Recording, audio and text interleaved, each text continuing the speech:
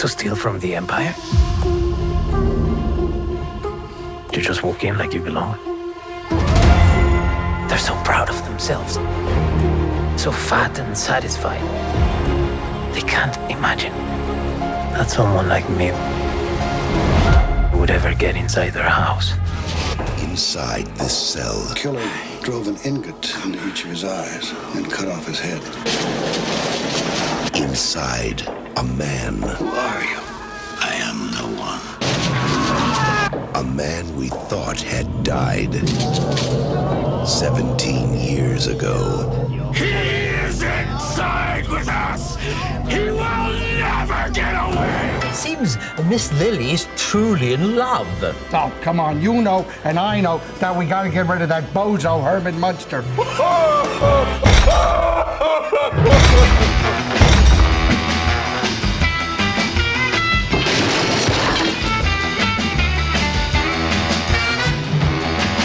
This Organized Chaos podcast is brought to you by listeners like you. Thank you.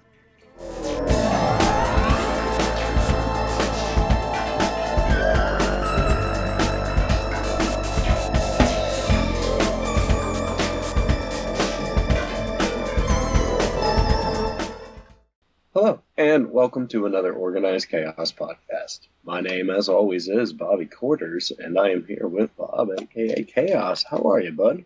I'm here. Today was hell. Ooh.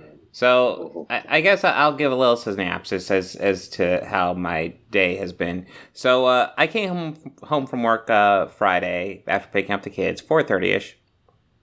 Yeah. You know, and hung out with the kids as normal. And then Saturday, I go out to the car to go to work, and realize sometime between between getting home and leaving, someone had taken off the back license plate of my car.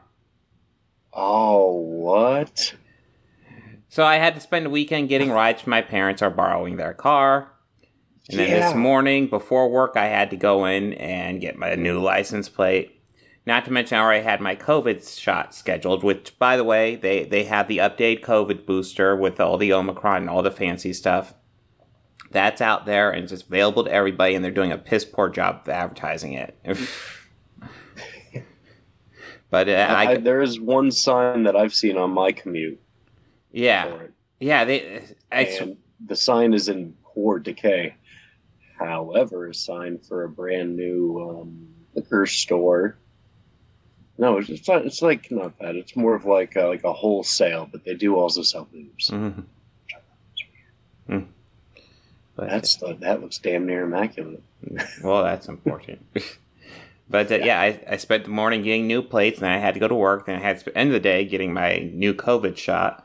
Plus, ever since the expo, I've had back pain, and it's gotten worse or gotten better throughout the week. In the past couple of days, It's gotten worse. So I've spent the past couple days of work as a stalker in absolute fucking misery because my back is killing me. Right now, it's actually doing okay, which is shocking, but... Well, I mean, that's good. Yeah. So, life just hits you all at once sometimes. It's either not hitting you at all or all at once. That's what it feels like. Absolutely. How are you doing, Bobby? I'm doing okay. Yeah. They pretty much just staying the course, I guess. Yeah. And then they're just slinging it at work. It just seems to be so exhausting as of late. I think it's just more of the transition from the end of summer into fall. Yeah. I get really sleepy right as soon as I get home from work. It's crazy. Mm-hmm. Well, we got some cool stuff. And because of that, I watched everything today. Oh, shit. Yes. We do have quite a bit to talk about today. Today is the first of our October Halloween theme. So we'll be discussing Exorcist III. We'll be discussing Rob Zombie's The Munsters. But before we talk about either of those, we will, of course, be talking about the most Halloween thing on the podcast today, which is, of course, the first 4 episodes of Andor. Yes. Ooh. It's quite terrifying. Okay, it's a very scary thing. Yeah. If you thought of it as terrifying, I thought it was I don't know. Like, I mean, I'm happy that we're getting the backstory of a character, one that was really compelling. But I have a feeling they're going to salt and pepper the youth portion of him, and like his upcoming kind of how we had with the Mandalorian. Yeah, we could see how they do. We could see. Far. We definitely had some entertainment news. So, oh yeah, we did. So let's get into that first before I go on about Andor. Yeah. So Ryan Reynolds on his YouTube and Twitter and all that jazz released a video talk about Deadpool 3, saying, "Hey, we're trying to get this thing put together, and we got no ideas. But hey, Hugh, you want to be in a new movie?" And just Hugh Jackman in the background. Yeah, sure. Like, we don't see Hugh at all. Yeah. But we hear it. Yeah. That's Hugh. Definitely. And so obviously Hugh Jackman will be in Deadpool 3, which is exciting. We got 2 years until this movie comes out. It's supposed to be like early September 2024. So it'll be part of Phase 6, I believe. So we got a whole Phase 5 of stuff to get through before we even get to this. But still, this will be fun. It'll be the first Deadpool movie in the MCU. And I remember back in with Endgame, Hugh Jackman talking about he would be willing to play Wolverine one more time if it was an MCU movie. Yeah. Maybe getting him in Endgame, which didn't work out, obviously. But I'm sure that's something I'm sure he was like there. Yeah. But not there, you know? Well, I'm sure it's something really Kevin Feige heard and was like, okay, we got to use that at some point. We can make that work. Yeah, we'll figure out some way to make that one work. Yeah. But yeah, now, good news is you might have questions, but the next day, they did a video that explained everything that I thought was shocking. I mean, they just cover everything, like, continuity questions, exactly, like, they go over the whole story. It's rather shocking. And what's weird is answer the continuity thing. I'm actually happy about that. Yeah, and technically did answer the continuity thing. Well, they cover everything, and I'm kind of brain farting on exactly what they said. For some reason, all the only thing that goes through my mind when I think of all their answers is "Wake me up before you go," and I'm not sure why that is. But they go through everything, so you should check it out. Yeah, they pantomime a lot too. Yeah, it's a fun video. Problems early. And you get Hugh Jackman's definitely in that one, so it's good fun. But yes, so we got Deadpool 3 to look forward to. And I didn't get a chance to get a picture for this, but Black Panther dropped while I think I was at the BMV today, so I didn't. I just saw the new trailer a couple of minutes ago, and Bobby did too. I have to say that trailer I thought was pretty cool. I love the music they used for it. Yeah. I think the big thing everybody's talked about is we get a good look of was clearly a female Black Panther. But clear as day. Yeah.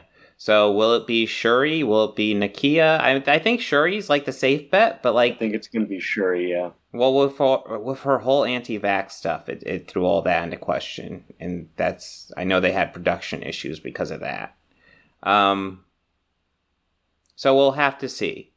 I have no problem with the character, Shuri, the actress, but, we'll see. Ryan Coogler is a really talented writer-director, so I am interested to see how he handles this whole thing. I think this is looking to be a really good movie. Really. Yeah, I also did notice in the trailer that it was a wall that looked like it had some sort of memorial painted on there for T'Challa. Yeah. So I imagine they're going to kind of handle that very similar to Iron Man or Tony Stark. Like these similar murals like that. But that sounds pretty cool. Yeah. I noticed that immediately. I was like, oh, wow. Because it was a very similar angle because how that was in... I didn't even think about that. Yeah, it's very similar to what they did Far From Home. Yeah. Yeah, that same. It was like a same shot. I was like, huh. Yeah.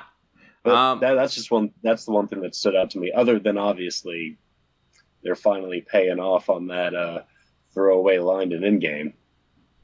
What was the throwaway? Where they were having the conference and like they were all there digitally. Like, oh, okay. Marvel, oh, yes, and the earthquakes under the ocean. Like there's some weird disturbances coming from the Atlantic. Mm-hmm. It's like, who's like, well, we're gonna check that out. It's in the middle of the ocean. Mm-hmm. Like, yeah, but finally a payoff. We do get lots of Namor in this trailer, which is cool. Yeah, they're clearly making full use of his winged feet, which is a nice touch. It would be easy to like not do those, but they went full into it, and I kind of love it. They went full in, and it looks cool. It looks as cool as it can with CGI. Like, you know, I mean, I've been thinking a lot about movies with CGI and like how they were when it first started coming out. You know. Mm-hmm. Like, okay, let me think of some stuff that was like groundbreaking for its time. The Mask. Yeah, right. Definitely. Yeah, and I mean, some of it, if you watch today, a lot of it looks really, really hokey. Mm-hmm. But still, though, for like, when was that? Like 1994? Something like that. They just were starting to scratch the surface where it took like 18 people. Mm-hmm. And with like 18 different computers animating different parts of like the face, each arm, each finger, each hand. And now how easier it is for like just have a team of just you get his left side, his right side, you two handle the face. Well, that's just how it. I think that's just remarkable. So whenever like I see questionable or hokey CGI in a current film, I just kind of think, maybe they just had a bad day. Mm-hmm. That's not good. Well, that's the thing. I feel like lots of CGI since the pandemic has been really kind of spotty. And part of it is that these CGI studios, they're newer and therefore not unionized. So these guys get paid nothing. And you get what you pay for. Mm-hmm. The big studios are definitely going to go to the lowest bidder, and this is a problem that needs fixed. These studios need unionized. They're one of the few parts of Hollywood that isn't unionized, and it's become a huge part, and it's growing quickly.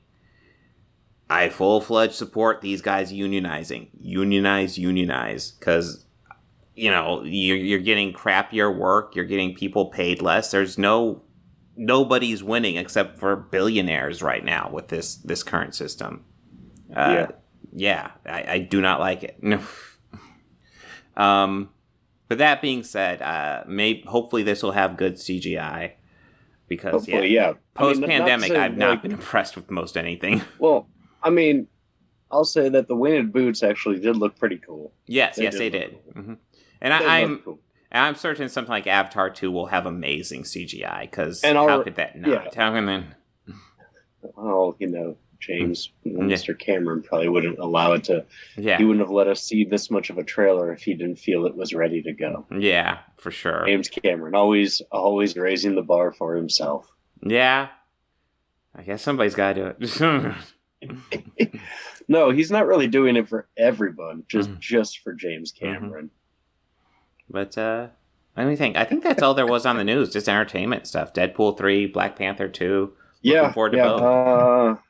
Some political nonsense, but it was just really more of me griping about somebody and me sending you a Curb Your Enthusiasm clip.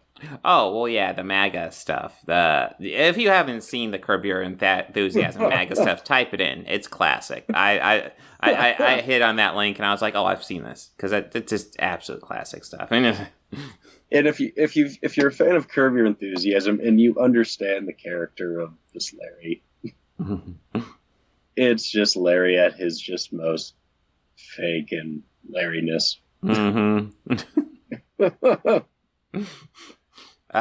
So are we ready to get into Andor? Yes, yeah. Yes. The most Halloween-y and scariest topic of the entire show is Andor! Well, I mean, I'll admit, at times lighting makes me think that.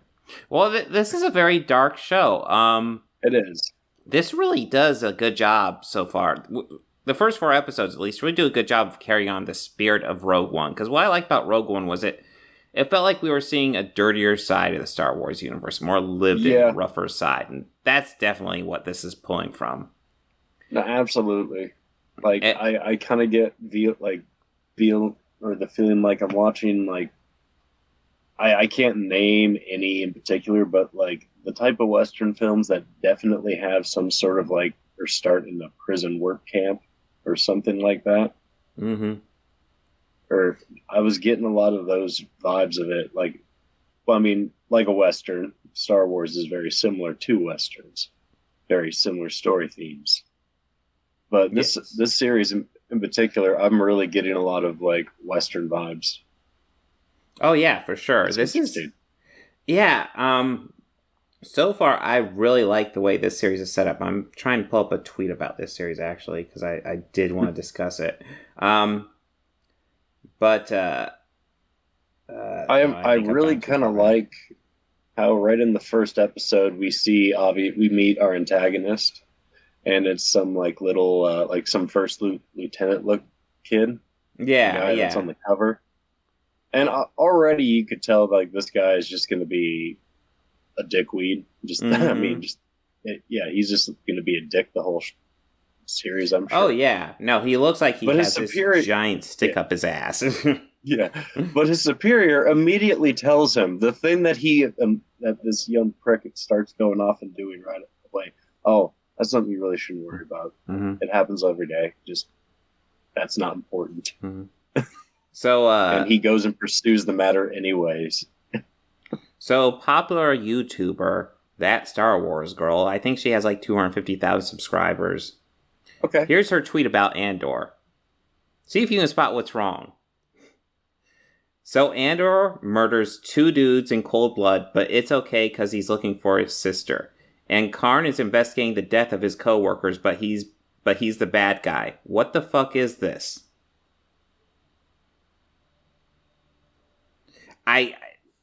It's literally how you can watch something and not understand it. Okay, so if you haven't seen Andor, obviously we're spoiling it, but yeah, okay, so Andor is essentially getting mugged and shook down, and they die. Shook down by these like rent-a-cops. Yeah, these rent-a-cops who are drinking on duty and are the Empire hired these guys to be rent-a-cops. Yeah, and they're shaking him down. It's been like a week since I've seen it. I believe the one dies on accident, and then the other, Andor does kill him, but it's... Yeah, he does murk him right in the face. Yeah, I mean, there's no other option for him to get away at that point. But like, that man was not walking away. No, these cops were not good guys at all. And as for, the guy doing his job literally had his boss tell him, make up a story for why these 2 guys died and bury this. These guys were up to no good. They were in the wrong. We don't want any attention called to this. Yeah. And what he does, he decides to carry out a full-fledged fucking investigation to this, which results in essentially an attack on a town. Yeah, but not only that, spending more company time, people, resources, and most importantly, money. Yes. On this matter that his boss told him to cover up. Yeah, his boss was like, this is not worth our time. These guys were almost certainly shaking. The boss figured out exactly what happened. Wasn't even there. He's like, they were drinking on the job. They were probably shaking some guy down, and he got the better of them. Let this go. They shook their own guy down. Yeah. And the boss had 100% right, and the guy decided, no, I'm going to go after it, and I'm going to avenge my friends. And it's like, well, I don't even know if they were his friends, his co-workers, but they weren't worth it. They weren't.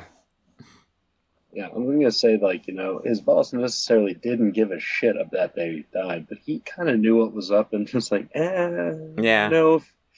I think he kind of put it in so many other words or less. Look, if the Empire sees this report and sees that we are not doing the job they are paying us to do, what do you think they're going to do? Yeah. Exactly. Do you want the Empire here? Yeah. No, the boss has it right, and the guy who's obviously the villain has it wrong. But I love the setup. I love the setup of you get Andor, who is obviously like he's a part of the rebellion, but he's just kind of I don't know a better word, except he's like a rogue dude. He just kind of does his own thing, looking for his sister. Yeah, definitely his own rogue. Yeah, and then he gets wrapped up in some rebellion stuff, which is just pretty much getting started by episode 4. Which I'm curious. So the old man that he was meeting, the contact. William Skarsgård, right? Stellan Skarsgård, I believe. Is that the older gentleman's name? Yeah. Yeah, because his boys are Bill and Alex. Yes, I believe so. Right? Seems right. Yeah. I don't have my 100% memorized, but yeah, it's something like that. I'm double checking right now. But yeah, he recruits Andor. Well, you're introduced to him in episode 2, but he recruits Andor in episode 3. And I will say I 100% understand why they released the first 3 episodes at once, because that is definitely the act 1 of this series. That sets up how the series is going to play out quite nicely, I think, actually. You were correct. It was Stelline. Yeah. Yeah. Well, I guess he's also known as... Oh, no, just Stelline, yeah. So, he's great in everything. No, I've never seen him do a bad job. Even appeared in even Thor movies, he's good. Any Star Wars properties before no, I this? I don't think so. Like any of the series? I don't think so. Not unless it was a voice or something. Maybe he did a voice somewhere, but I don't think he's done Star Wars. He's done lots of Marvel. I know he's done a lot of Marvel, and that's probably where I kept thinking. And I know he had also done Pirates of the Caribbean and Dune. And also, he was in Good Will Hunting as well. Oh, yeah, I definitely remember Good Will Hunting. Yeah. I was trying to remember him in Pirates, which... he was also in Deep Blue Sea. Well, actually, I haven't seen Deep Blue Sea. A tie-in. Not necessarily a segue, but a good tie-in. He also starred, I believe, in both takes of Dominion, a prequel to The Exorcist. Oh. When I said both takes, they essentially released the same goddamn movie, recast everyone but Stelline. Oh, really? Jeez. Actually, everyone but Stelline. So we get the same movie, just, told from 2 different viewpoints, because I guess the studio didn't like it. It's kind of weird, fascinating. Yeah. Another fascinating point about the whole series. Well, we'll definitely be getting into Exorcist which I'll get into. Yeah. which I'll get into later. But yes, just fun tidbit. Yeah, I'm really interested by his character because he seems to run like an antique shop of some sort. And he's in frequent contact with Mon Mothma, definitely doing some stuff undercover with her. And we're definitely getting more Mon Mothma than we've ever gotten before. Like, we actually meet her husband, and we see there's maybe not the best marriage between them. We'll have to see how it works out, but the little bit we've seen is kind of like, okay. And then the other character who I'm interested to see, I don't remember the character's name. I probably should look this up. This is what happens when you're busy all day and then you just roll right into a podcast. But the blonde Empire lady who took charge of the security guys. Or did she take charge? Yeah, I know she's definitely in there. I don't remember her name, though. Let's see. She is in episode 4. Oh, that looks like her. So, Denise Gould, that is the actress's name. Deidre Miro. I don't know if I remember ever picking up that name. But yeah, she definitely seems like she's going to be a major player. I don't know if she'll become the main villain or what, because it does kind of feel like the guy with the stick up his butt is kind of set up to be at least a major villain.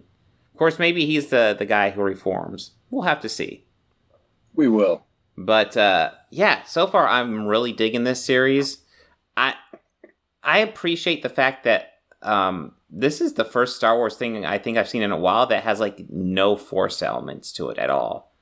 No Force, Nope, no I don't Jedi. think I've heard the word. I don't think I've heard the word once. Yeah, I don't even think anybody said "May the Force be with you" or anything like that, which is just a greeting. Yeah. And that's kind of a nice break. This series might have the cutest goddamn droid in all existence in it. That little red thing. Oh my god. Yeah, Star Wars is great about making cute droids. Oh my god, this might be the cutest one yet. I guess it doesn't look the cutest, but oh my god, the way it acts.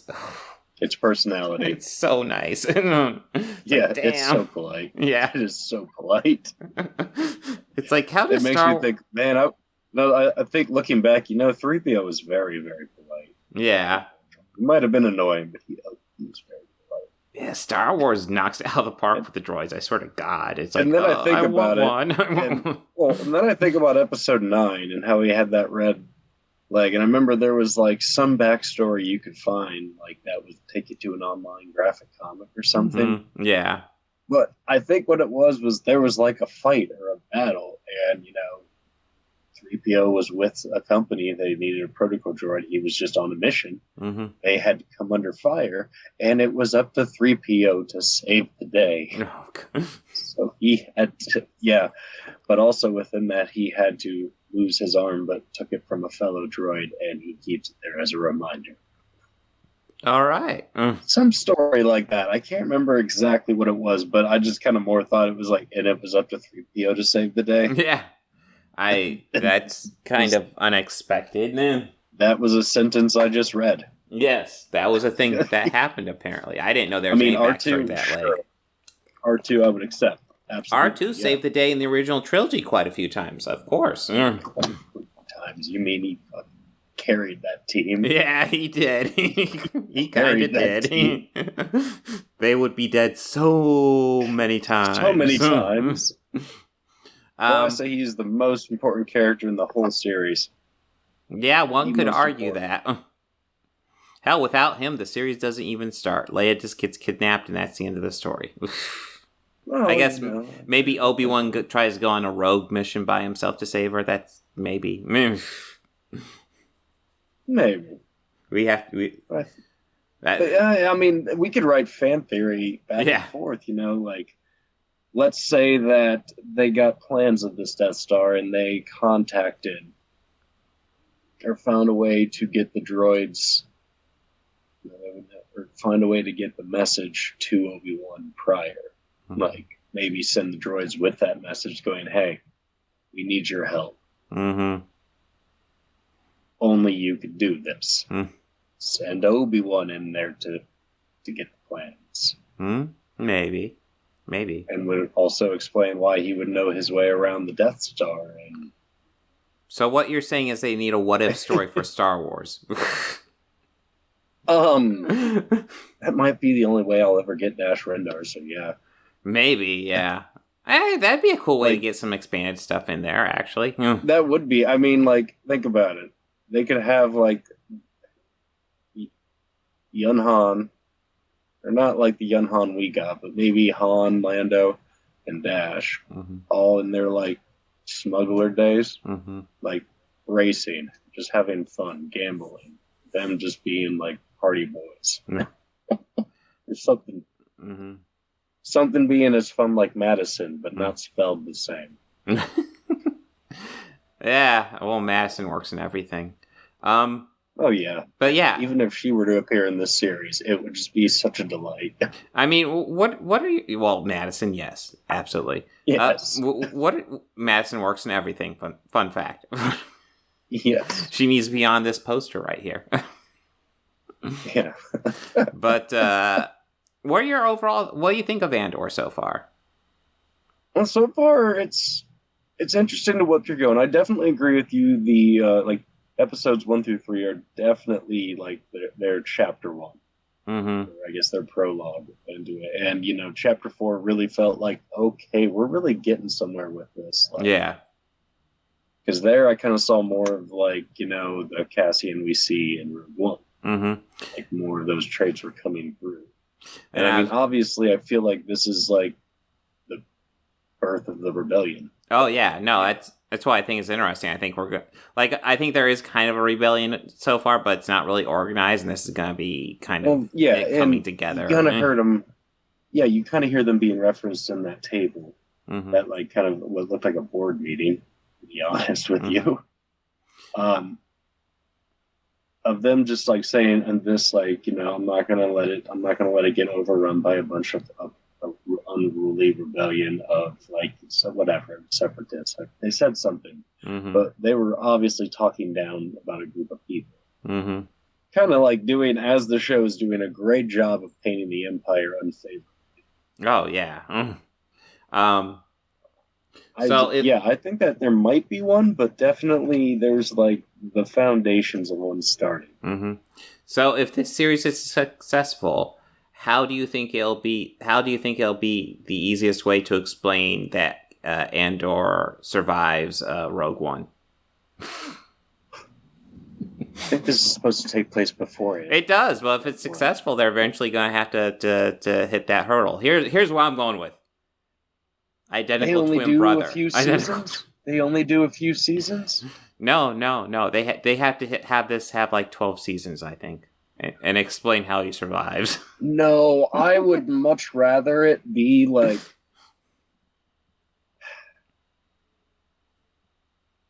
Okay. It would be that guy, or it could even be a Rodarian, like the same like alien species as Greedo. But like, you know, even with like that, like a late night show, he has Maxi Rebo's band. It could be like I would take season after season of that, and it just be like they interview people who are like just doing whatever or working with Star Wars, or just have these. Oh my god, I actually love that idea. Yeah, do a Max Rebo as the band and just like an interview show, except it's set in the Star Wars universe. But have it be and they invite Star Wars actors on there. And yeah, so I love that. yeah. If you're listening, Miss Kennedy, I love that idea. Oh my god, I would watch that. Jesus, I would too. Mostly just like, you know, just to listen to Max Rebo every week. That's way better than my dumb Andor's twin brother idea. Yeah, that band was awesome. Can we also get like maybe a record of Maxi Rebo's band? Mm-hmm. Well, we can also get a sit-in band occasionally Cantina band. Hey guys, we're taking requests. What songs do you want? We want to hear that same song again. The same song again? All right. Okay, and a 1 and a 2 and a... I was like, you guys suck, and a 1 and a 2 and a... Well, is there anything you want to add to Andor before we move on to Exorcist? No, I'm really enjoying where this is going as a series so far. The characters are very interesting. I'm curious if we're going to get a de-aged Forrest Whitaker. Yeah, no, he's in the poster, so I'm assuming he will pop up. I think they've name-dropped him at least once already. Yes, I've heard of name-dropped. Mm-hmm. So I'm assuming we will get him. We will see, though. Yeah. All right, so Exorcist III. Well, this isn't very Halloween-y at all. This isn't nearly as Halloween-y as Andor. Andor was way more Halloween-y than this. This only deals with like a demon possession serial killer shit. I mean, come on. No, this is kind of cool. I've never seen this one. I've never seen. Give you an update on where I'm at with this Exorcist. I've only ever seen the first one, and it's been a while. Okay. So this is my first step into the franchise outside of that. That being said, this one, unless there's stuff I missed, only seems to call back to the first one. I don't. If there's stuff to the second one, this completely ignores the second. This completely ignores the second one because this is based off of the first film was based off of William Peter Blatty's novel, same name, The Exorcist, which was he wrote about a possession he heard taking place in Georgetown, and he kind of obviously fictionalized a lot of it, but he still wrote a story about it.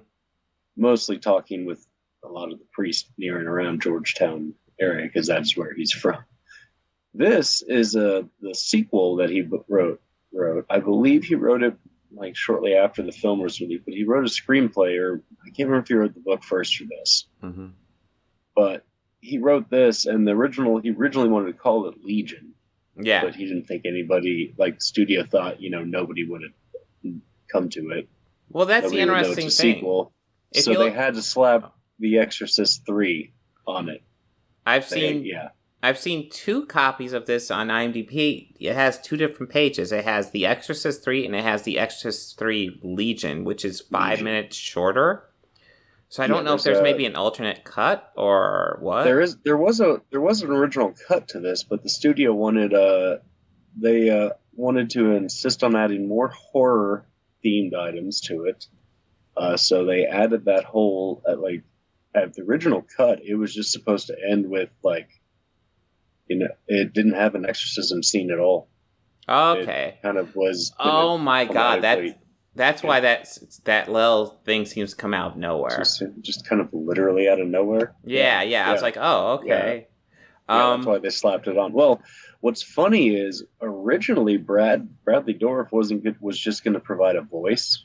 Mm-hmm. For, yeah, well, you could do that, but I would want his performance in there too, because I think he definitely adds to it. Yeah, it's a good thing that it's a good thing that it was in there. The reason for that is because the actor who played who portrayed Father Karras,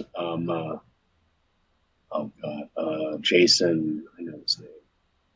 I have my deep dive notes open on this, which is good why I picked it, because I knew it would motivate me to write more. Oh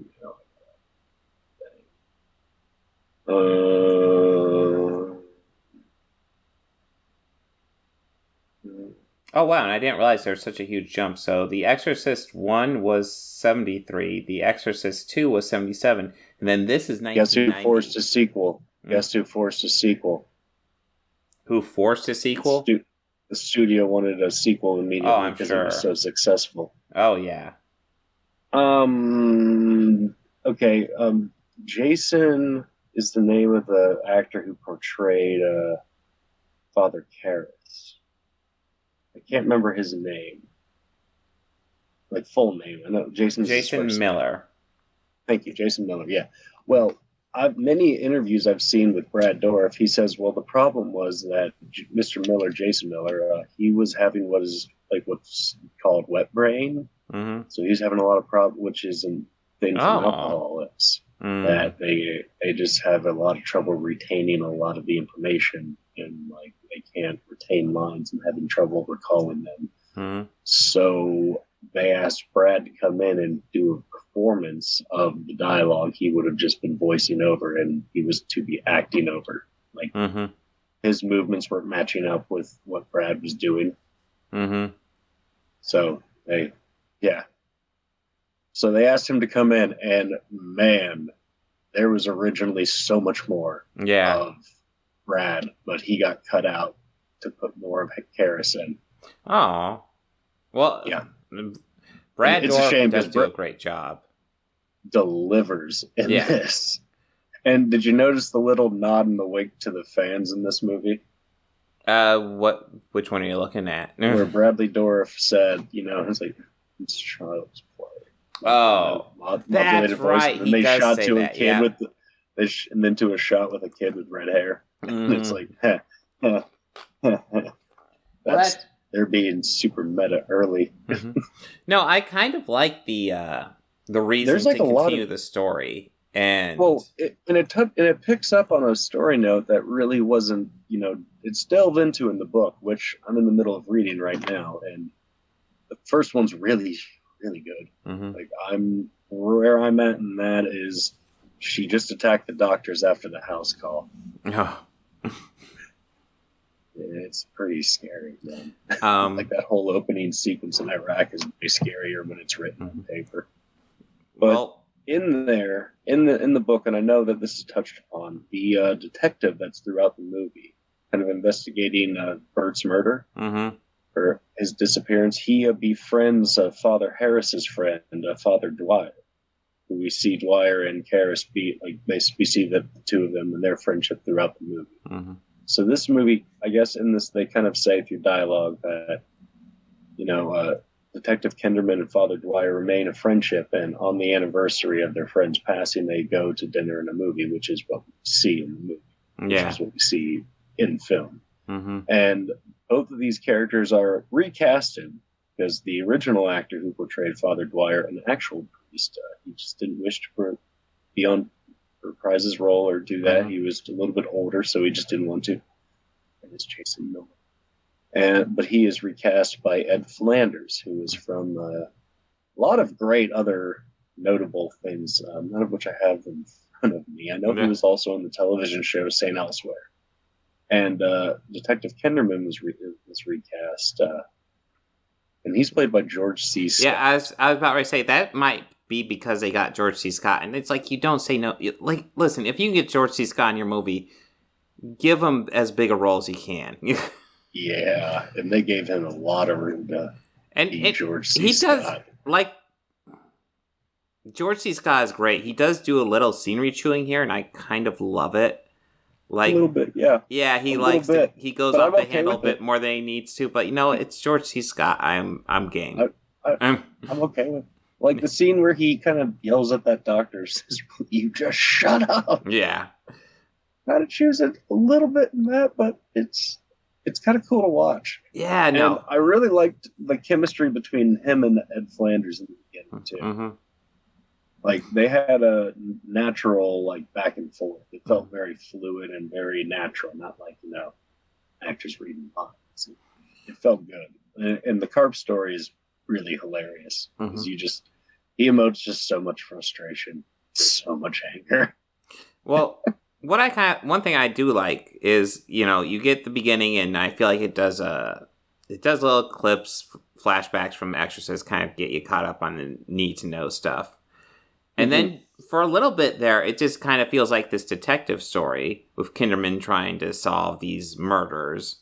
And we're seeing that there's something fucked up going on with the murders. Yeah. And, Kinderman's like, oh, okay, this was done by the same guy. And they're like, no, it's different fingerprints. And he's like, the fuck? but it's the same thing. Why are the fingerprints different? And he talks about how, there's facts that haven't been released to the press that somehow these different killers all know. What? Yeah.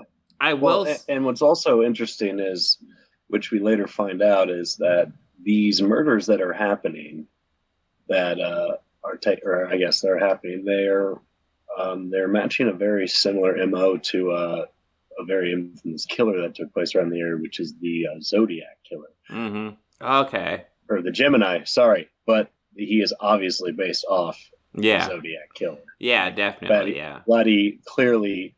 Oh, and he did try and get William Frickner to return and direct this one. Mm-hmm. But he was busy. He was working on another project. So Blatty decided to direct it himself. Not only did he direct it, but he wrote the screenplay, the novel... Yeah, he wrote and directed, and I think I saw this was like his first directing credit, and I think he's only done one other movie since this. This is solid. The Ninth Configuration, another book he wrote. Yeah, no, this is a solid directing job for a first-time director. Well done. Yeah, I wouldn't know as a first-time director without looking it up. Yeah, I'm very impressed, and he also did an incredible job with the sound design in this movie too. Mm-hmm. Where you meet the demonic, where we hear a demonic voice early in the film. We see a priest in the confession booth, and we hear a lady, but we hear her voice slowly start to change, deeper, menacingly, and very, very creepy when you're watching it in headphones. Yeah. But oh yeah, go ahead. I was just gonna say one of the big highlights was the scene you were talking about, them putting in and probably cut, was when he's talking with Karras, and we see it going over to Brad Dourif. Obviously, he's essentially the demon. He's supposed to be the Gemini killer. And the implication to me is that the Gemini killer is just the demon. But yeah, he comes in and they have this great exchange, and it's Brad Dourif really hamming it up because, you know, you have Brad Dourif. Of course he's going to ham it up. And you got him playing against George C. Scott, which is great. And you know, I've found interviews with Brad talking about this, and he's just like so humble to share a scene with George C. Scott. Yeah. Fuck. I don't blame him. I would have loved him. He's a legend, man. Yeah. Of course, Brad Dourif's quite legendary himself at this point. So yeah, he really is. I mean, I've seen him do pretty much everything. Mm-hmm. Yeah, I'm trying to think if he's ever been in like a kids like movie, and I'm pretty sure he has. Probably. Well, yeah, he was in Child's Play. Well, no, an actual kids movie. Oh, fine. He's gonna be picky. I mean, his daughter is like around our age. So, like, I'm sure the movies that came out when we were kids, if he had appeared in one, you know, in theory, like, you know, to make one that the kid could see. Sure. I don't know, but I know that now his daughter is, like, working quite close with Don Mancini and with the Chucky franchise. Oh, okay.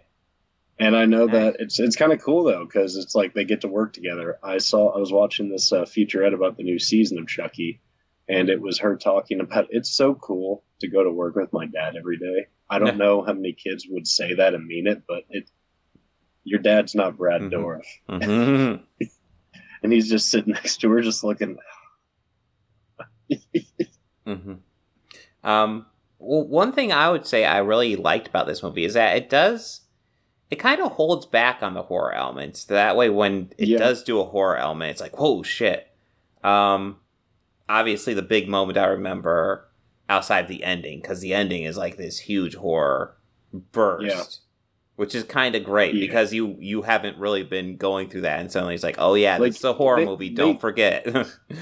Yeah, they really kind of tease it. I definitely call it more of a crime thriller. Mm-hmm. Film. Yeah, it's almost more of a crime thriller, but with a fucking demon, with demonic possession themes. Yeah. And undertones. Well, that's the thing. Like, you get to that ending, and you have that nurse with like super strength and shit, fucking things up. Spider Granny. Yeah. You mean Spider Granny? Yeah, that's kind of great. And then, and you get the face off between Kinderman and the demon. The demon. Yeah, which is, you know, and you see the demon throw him against the wall. It's like, this is kind of cool. Yeah. You get to see the possession scene. A possession scene where he flips bodies to somebody else. Mm-hmm. And you kind of get to see, like, the power and range that this demon has, which is right before the exorcism scene where that nurse heads over to the house to try to kill his daughter. Yeah. And then Grandma saves the day. Yeah. Like, Grandma had, like, cat-like reflexes and just pulled her head like, yep, nope. Mm. Yeah, that was pretty awesome. I did an edit of that scene where I played it as is, like the clip as is. Mm-hmm. I uploaded it, but I changed the music, and I just made the music different, and I just put it to that Ferris Bueller music, and he's chasing his parents home. Oh, God. How it said, like, why music is important to your scene. It can changes the meaning. Stuff. Yeah. Yeah, altogether. I'll send it to you. It's really funny. But yeah, so this is one I hadn't really seen before, but I dug it. Like I said, I haven't seen the second one, so I don't know if I'm missing anything. I haven't heard good things. Not missing a damn thing. What other Exorcist movies are there? Is there 4, or do they go into the prequels after this? I believe they go into prequels after this. Okay. Now, I do think that I had mentioned about how the dynamic between George C. Scott and Ed Flanders is really something to note on. Why I had mentioned the carp joke earlier is because you kind of see Ed Flanders laughing a little bit while he's reading this, or while he's doing this trip, or talking about it. And we immediately go to this kind of like scene of, like, you know, one friend just kind of griping about his grievances at his current situation, you know, and his buddy just kind of laughing at his misfortune. And then we switch to the dinner scene, and like conversation changes because in there they're outside, it's bright out, and then they go into this restaurant where it's way dimly lit, and not as much light is into the scene, and obviously the conversation gets a lot darker. He starts kind of going over this crime scene that he just witnessed. He's just kind of talking about it, where he first starts mentioning, about this killer and how eerie it is at this point. This is early on in the film. But and for that confession scene I was talking about, there was a deleted scene, I guess, that made it to it made it to here we are. Yeah.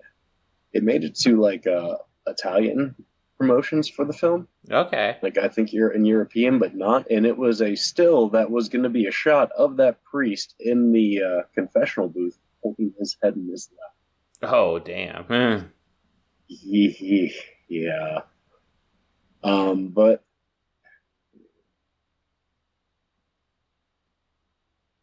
yeah, and I'm gonna send it in the chat right now. Yeah. Oh, is that the still? Yeah. Let me. Oh, okay, that looks cool. Let me bring it over so people watching the video can see. Yeah, there's a few of them that I'm trying to pull. And then I talked a lot of, well, this is all my deep dive stuff. I'm not going to talk about everything in here. The dream sequence where he realizes that Father Dwyer is dead had a Fabio cameo. Yeah, I saw that. That was so random. It's like, and the diner also like had Fabio.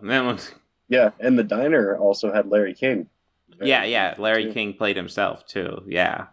I guess you could say himself, Fabio played himself, but I don't know if that was even a character.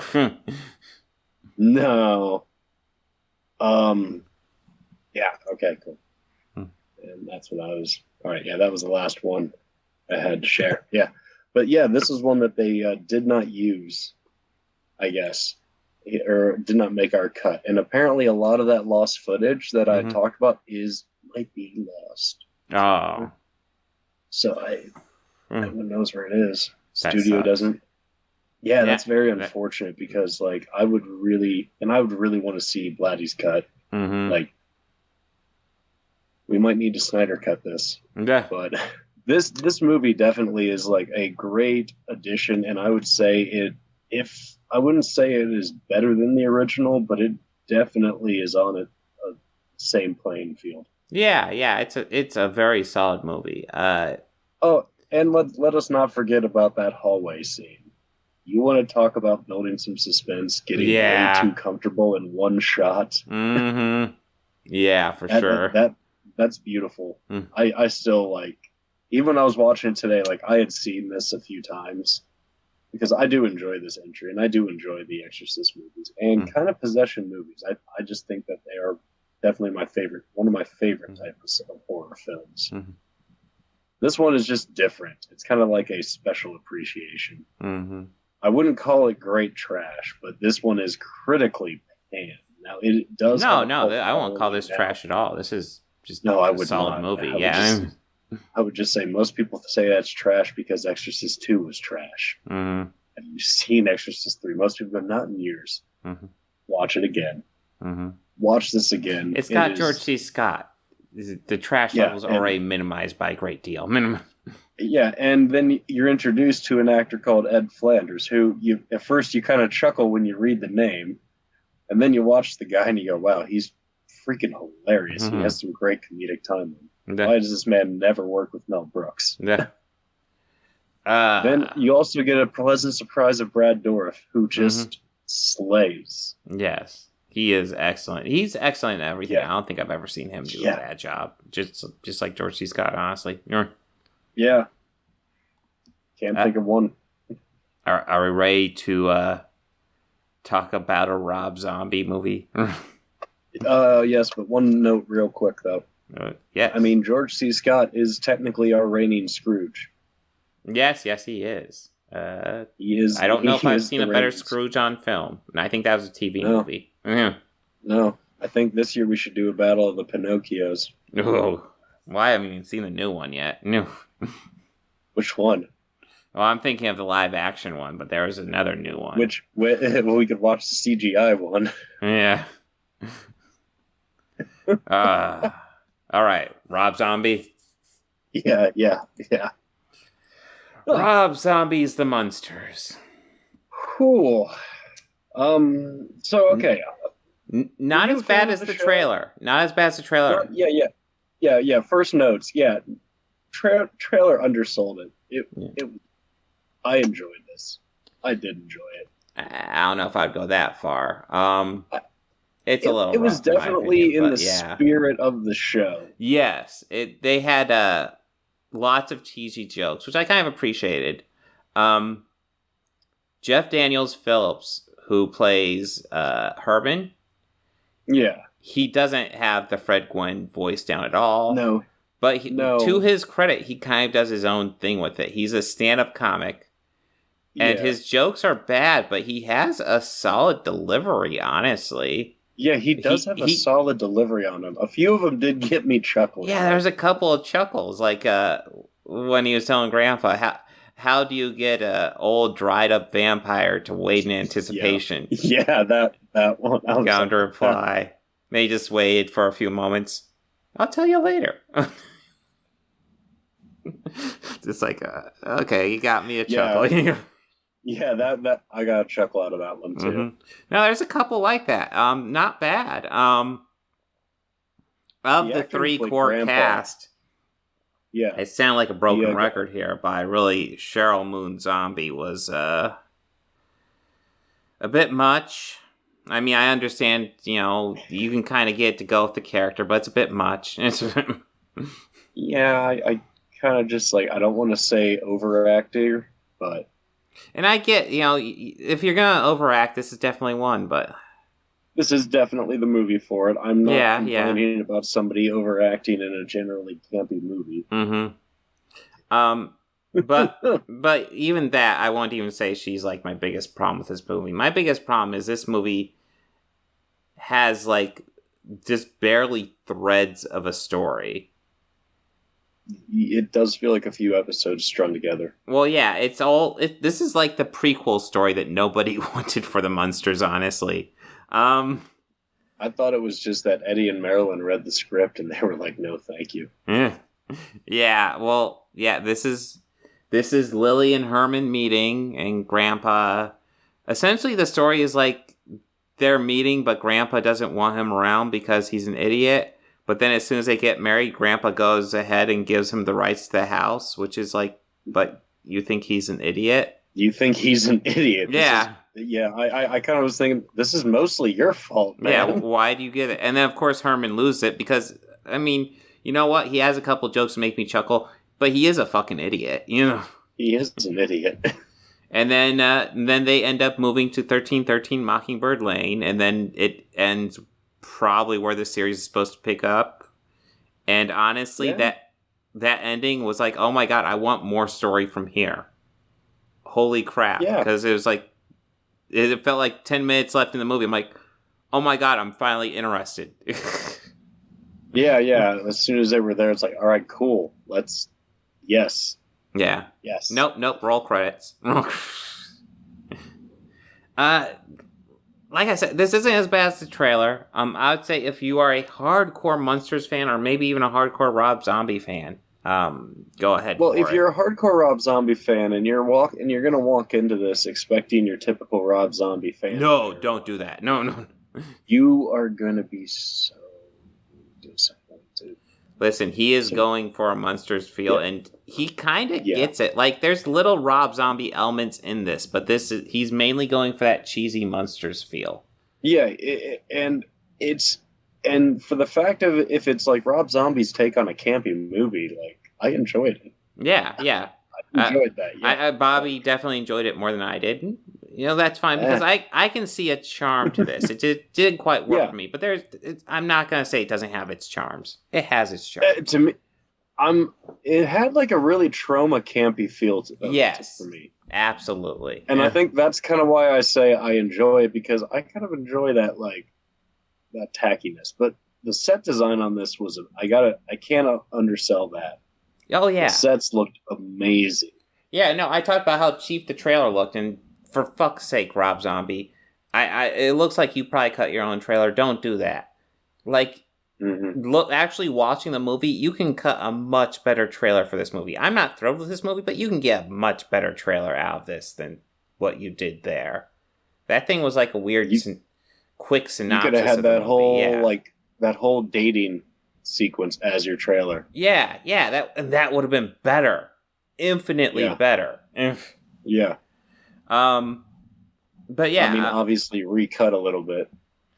Maybe a few shots of them both driving in that old Model T. Yeah. Well, I feel like the Munsters has always been essentially a fish out of water story, family out of water. Yeah. That's what it's been. And I think to a degree this movie suffers because it spends a lot of time in Transylvania where they're not really fish out of water. And basically what they're then channeling is Herman's not welcome with the family, which... Yeah. I mean, Lily's all for Herman and Grandpa's the one against it. Which begs the question, Grandpa, why are you giving him the house? Why are you giving him... Well, one thing I wish that they did with this that they didn't, and I wish they would have had a moment of Herman and Grandpa, or it's going to be hard. It's hard for me not to call him Grandpa because that's what, I've known him for so long as. But the Count. Mm-hmm. But them like actually reconciling and bonding. So that way, within the series, all the schemes that they would hatch up together would seem more genuine. That's true. Because that's not set up at all here. Because they're both kind of not... I guess, like, they're better at the end, but, like, still, it's not really explained why they're better at the end. And Herman did just give away their house to Lily's brother, who was a werewolf. And maybe it was because because he did that, and that idiot brother came back, and he was honest and gave Herman his half back. Yeah. And because of that, Herman just got that money because he just randomly got that money. Yeah, that felt so tacked on. Just like, okay. Well, I'm saying, like, maybe that's why Grandpa forgave him. Yeah, just because maybe. of that. Money. I definitely... Had nothing to do with his own son, paying his son-in-law back. Just the fact that Herman had the money. Yeah, that'd be lame. That seems more true to the character.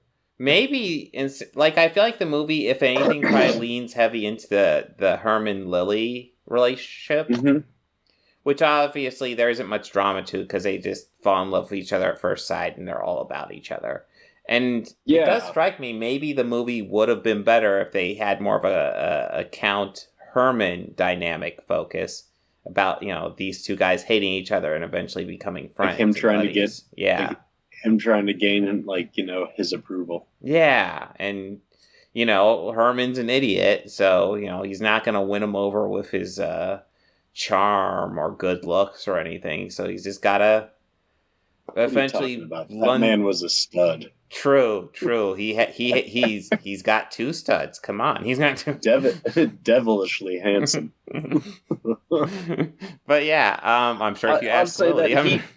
He did keep the actor who did play Herman. He definitely got a lot of those mannerisms. Yeah, and I noticed he had the laugh down all right too. But, I thought the laugh was all right. That was the one part of the voice I'll give him. One part.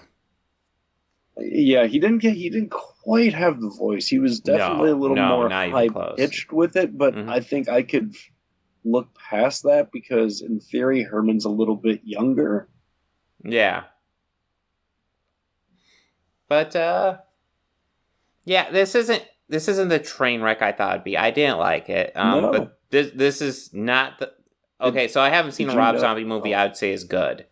But this is not the worst Rob Zombie movie I've seen. No. Did you know that the realtor... Did you know that's Elvira? Oh, was that Elvira? That's a nice touch. Well, she had that witch makeup on the whole time. Yeah. I mean, I thought that's why they had her boobs hanging out. I was trying to figure out why they did the makeup that way. Yeah. And then I'm thinking about it, and I was like, it's kind of odd they wouldn't. And I thought about that, and that seemed like they just have. Yeah, why they do the makeup like that? Why is the cleavage? And I just looked at the actress, and oh, that's why. Yeah. That would make sense. Nice touch, Rob. Yeah. Nice touch, Rob. And I think one of the actresses who portrayed Marilyn did a voice work. Yeah, both for the flight attendant for Flight Transylvania. And do you remember the Tin Man in I think it was in the Butch. band. Yeah, that was Butch Patrick. That was Eddie. Yeah, that was Eddie. The voice of Eddie. Which I believe are the two surviving cast members. So it's nice. Yeah. Nice to bring them back for a little bit. Yeah. Yeah. But yeah, this really needs a bit more of a story. Like it doesn't feel like there's an A plot to this movie. It feels like we have a string of B plots. Not even necessarily a string, because some will go through the whole movie, but it's like just B plots. Nothing really in the forefront. Nothing. Not a lot really carrying forward. Yeah. Like I said, this isn't nearly as bad as I feared it would be. God. I think it might have been tougher sitting through that trailer than sitting through this whole movie. Yeah. That trailer was a chore. And this movie, it has its moments where I'm a little bit bad, but I've seen worse. I've seen much, much worse. I won't recommend it, but, Bobby does, so take what you will. I mean, I also recommend for them to watch, Pod People, too. Pod People. Oh, shit, Pod People.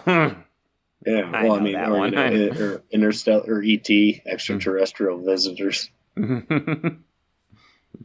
Sure. But yeah, this is I do really like how Rob Zombie stylized this. He stylized this like a decent looking 60s show. Like it looks like it's of the period of the original series, and I kind of dig that. Lots of practical effects, lots of bats on strings. And he went in for it, and I have to admire him for that. He committed fully to it. He committed to a style, and I will give him props for that. But yeah, I guess I don't have too much else to say. Well, do you have anything to add, Bobby? No, sorry. No. News article popped up, and I just kind of have to double take the. Everything okay? Oh yeah. Well, it's watch Metallica perform "Nothing Else Matters" with real quote unquote with quote real singer unquote Mickey Guyton. Country singer Mickey Guyton joined Metallica on stage to perform "Nothing Else Matters" at New York's Global Citizen Festival on the 24th of September. The guest spot has been since shared on the event's YouTube channel, and you can now see the full collaboration in this Pro Shot Glory. Ooh. Yeah, why did they put quote like real sinner? That seems just kind of. Yeah, it seems like it's just trying to get clicks.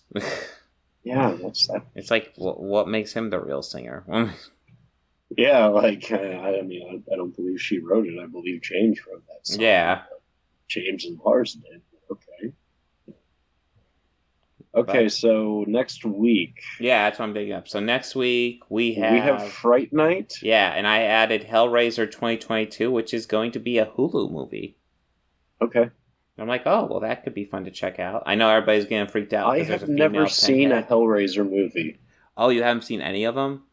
A Hellraiser movie at all. Well, this, I assume, is a soft reboot, so that'll be interesting. Actually, I've seen a decent amount of Hellraiser movies. It's been a while, though. Yeah. I really like the first one. It's always one that... I really like the first one. I'll always see it up, and I'll think, oh, I'll check it out.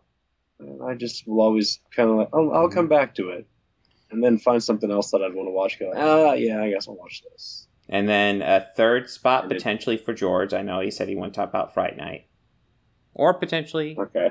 Let's see. We will see. Or one of us. We will see. Well, I mean, I think we missed it. And I kind of wish that I could have gone back. Because I guess on October 1st... in 1974 is when they released the original Texas Chainsaw Massacre. Oh, wow. I actually bought the nice copy steelbook of that, and I have yet to plug it in. The original? Yeah. It's a good one. I have not seen it yet. It's like I said, I bought the fancy steelbook and I just never got around to it. It's collecting dust, so that could be a fun one to add. It's definitely one that's like worth a watch. Like I'd say with the horror and slasher films, like you always got to at least check out the big guys. Mm-hmm. At least the first entry in every franchise. Yeah. Well, at least that. That's where I end up getting as I say this, and admit that I have never seen a single Hellraiser movie. Well, yeah. Well, I would definitely say Hellraiser would be behind because obviously you got the big three. You got Freddy, Michael, and Jason. Yeah. And then even though Leatherface was before those guys, but he also has quite the bit in there. I mean, yeah, he has quite a bit in there as well. Yeah. Okay, if we were to tally up, we got Michael, Freddy, Jason, Leatherface, Chucky. Mm-hmm. I'm just gonna count the entity, not the person behind the mask, Ghostface. Yeah, if we count them and Jigsaw. I'm sure he has the highest body count out of all of them. But I'm also pretty sure Chucky has a pretty high body count as well. Jason's gotta be decently high. Yeah, Jason does too, yeah. But I think Michael is like stacking them up with these new ones. That's true. Michael's getting some bonus points being a still running franchise, so yeah, and I mean, I've heard rumor, but I hear rumor every year around this time of year that a deal has been made with Jason, so we're going to get a new Jason movie. Well, I know they've been wanting to do a deal, but Sean Cunningham and the producer, whose name escapes me, keep on fighting over the rights. If they come up with a deal, they're sitting on a gold mine. Yeah, like you guys are literally just. It was cool you guys were able to come together and make that game. Game could have been better in my opinion, but if they wanted to make it a PvP one, that's cool. Yeah. I would have rather just want one where you're just Jason and your job is to clear the campsites. That's it. Which you can do on the online thing. Well, I would just rather be you go through the years as Jason. Yeah, I would like I'd be interested to if I were to do a game, I'd probably either do open world and you choose whether or not you want to play as Jason or you want to play as someone being chased by Jason. Kind of like how that's kind of how they made the game, but but they made it like an online PvP thing. Yeah, I don't know if I like that. Yeah, I don't like it either. But, so next week we got Fright Night, Hellraiser, and then something else that we will find out next week. Yeah. Everyone have a good one. Take care. Hold the frame. Hold the frame.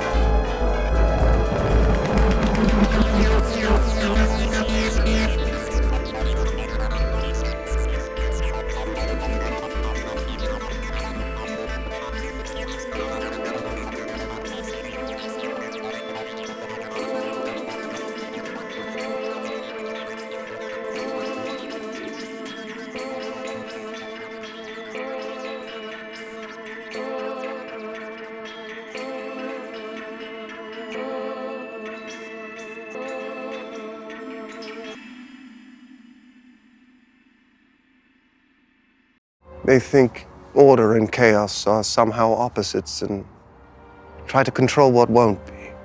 Do you enjoy pain? Pain don't hurt.